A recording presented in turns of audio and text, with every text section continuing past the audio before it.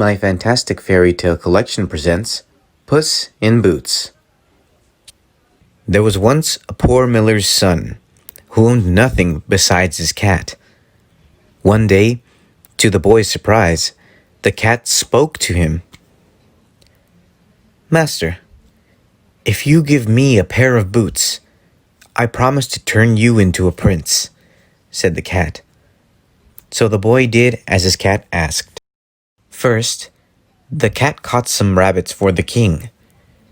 When the king asked who his master was, the cat replied, "The Marquis of Carabas."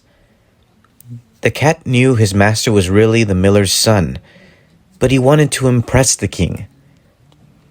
The clever cat's plan worked straight away, and the king declared, "Then my daughter shall marry your master."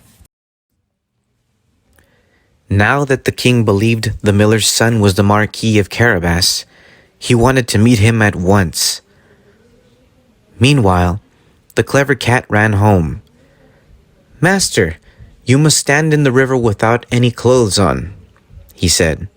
Then, when the royal coach passed by, he called for help. "The Marquis of Carabas was bathing in the river," he cried, "and someone has stolen his clothes."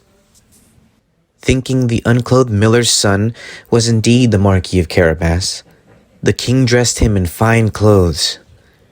Then he invited the miller's son into the royal coach, where the princess was sitting, and they fell in love instantly. Next, the cat ran ahead of the coach to an ogre's castle. "Can you really transform yourself into different animals?" he asked. The ogre magically turned into a huge lion. "But what about a tiny mouse?" asked the cat.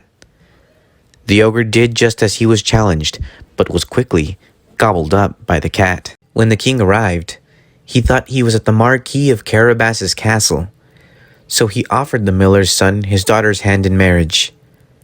And so, the miller's son married a princess and became a prince, just as his Puss in Boots promised, and they all lived happily ever after.